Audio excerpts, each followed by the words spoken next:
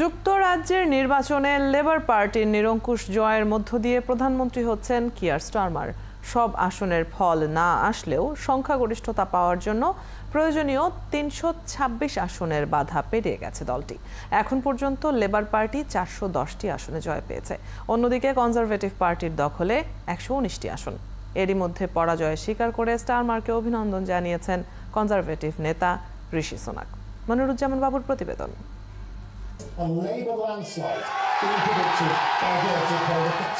Booth ফেরত জরিপই সত্যি হলো, জয়টাও ছিল প্রত্যাশিত। যুক্তরাজ্যে টানা ১৪ বছর পর ক্ষমতা থেকে সরে যেতে হচ্ছে কনজারভেটিভ পার্টিকে। বিদায় নিতে হবে প্রধানমন্ত্রী ঋষি সুনাককে।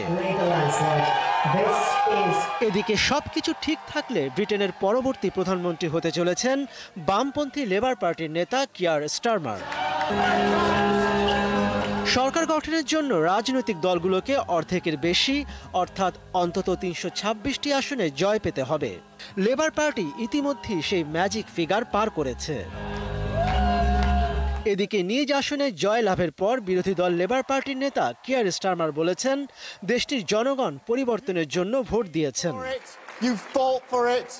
পরিবর্তন এখান থেকেই শুরু হয়েছে। আপনি ভোট দিয়েছেন, এখন সময় এসেছে আমাদের তার প্রতিদান দেওয়ার। দেশটির মানুষ কর্মক্ষমতার রাজনীতির অবসান ঘটিয়ে জনসেবার রাজনীতিতে ফিরতে চায়। এদিকে নির্বাচনে ক্ষমতাসীন কনজারভেটিভ পার্টির পরাজয় মেনে নিয়েছেন প্রধানমন্ত্রী ঋষি সুনাক। নির্বাচনে দলের ভরাডুবি হলেও সুনাক তার আসনে জয় পেয়েছেন। জয়ী লেবার পার্টির নেতা কিয়ার স্টারমারকে ফোনে অভিনন্দন জানিয়েছেন ঋষি সুনাক। সব পক্ষের শুভেচ্ছার মধ্য দিয়ে আজ ক্ষমতা শান্তিপূর্ণ ও সুশৃঙ্খলভাবে হাত বদল করবে।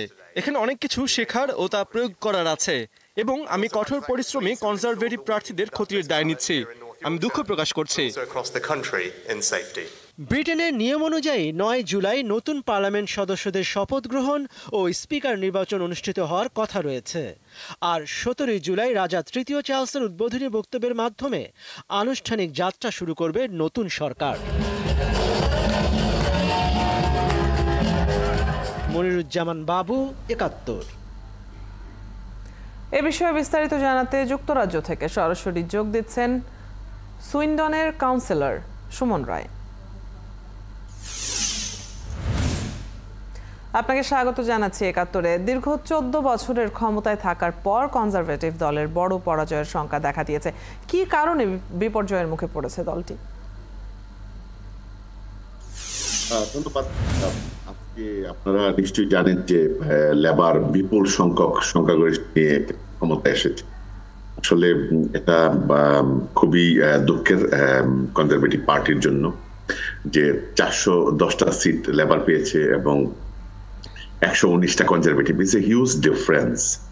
আসলে কি এটা একদিনে হয়নি, তো এটা অনেক দিনে তিলে তিলে মানুষের মধ্যে দানা বেঁধেছে। কনজারভেটিভের আপনি যদি একটু নির্বাচনটা লক্ষ্য করেন, কনজারভেটিভের ভোটাররা সবাই যে লেবারকে ভোট দিয়েছে তা না, কিন্তু তারা কনজারভেটিভকে হারাবে এই ধরনের একটা টেন্ডেন্সি তাদের মধ্যে কাজ করে আসছে।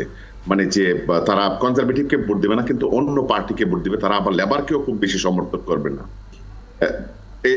একটু লেবার অ্যাডভান্টেজ নিয়েছে। আপনারা যদি দেখেন যে খুব বাগা বাগা খুদ সাবেক প্রাইম মিনিস্টার লিজ ট্রাস, সেও কিন্তু হেরেছে।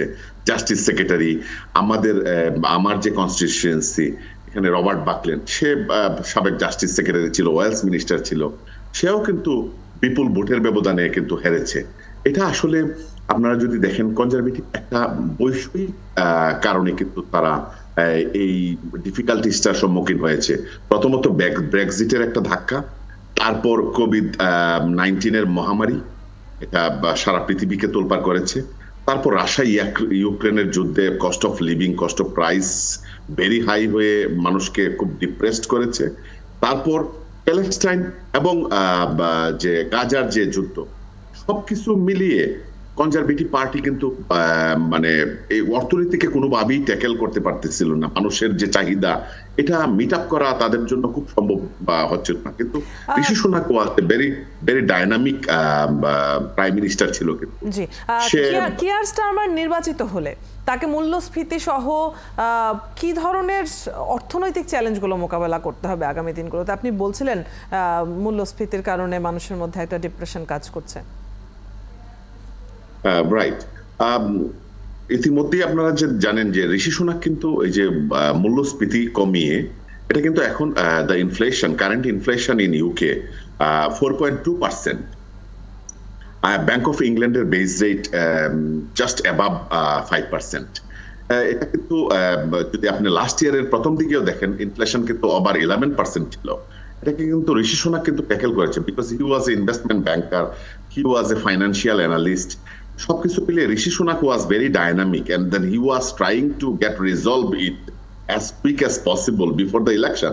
But the overall economic situation, cost of living, এটাকে কিন্তু ডিফেক্ট করেছে। কিন্তু care Starmer he will be trying, but এটার যে খুব বেশি একটা বড় ধরনের সে পরিবর্তন ইমিডিয়েটলি একটা ম্যাজিক আলাদিনের চেরাগের মতো সে যে কাজ করে মানুষকে হ্যাপি করাইতে পারবে, এটা মনে হয় না খুব দ্রুতই সম্ভব। But everyone will be trying to get resolve it. জি, আপনি গাজা ও ইউক্রেন যুদ্ধের প্রসঙ্গে বলছিলেন। এসব যুদ্ধে যুক্তরাজ্যের ভূমিকা নিয়ে লেবার পার্টির মধ্যে তো বিভক্তিও রয়েছে। স্টারমার এক্ষেত্রে কি ধরনের কৌশল নিতে পারেন? আসলে আপনারা জানেন যে যুক্তরাজ্যের ফরেন পলিসির ক্ষেত্রে কিন্তু খুব বেশি বড় ধরনের চেঞ্জ যে হবে তা ধারণা করা হয় না। কিন্তু এখানে হোম পলিসি, যে আপনারা যদি জানেন যে এই রুয়ান্ডার যে নীতিটা করেছিল যে ঋষি সুনাক এখানে যে ইমিগ্রেন্টদেরকে সে ডিপোর্ট করবে to safeguard the border force and then stop coming the boat from the outside. So ওই পলিসিটাকে কিন্তু কেয়ার স্টারমার বলছে যে না, সে এটাকে বাতিল করবে ক্ষমতা আসার পরে। তারপর ইমিগ্রেশন, আপনার ফরেন পলিসি আর যুদ্ধের ব্যাপারে এটা যে খুব বেশি বড় ধরনের একটা চেঞ্জ আসবে তা না, দেখা যাবে সময় ব্যাপার। অনেক ধন্যবাদ আমাদের সাথে আজকে যুক্ত হবার জন্য, এবং বেশ কিছু বিষয়ে আপনার পর্যবেক্ষণ আমরা জেনে নিয়েছিলাম।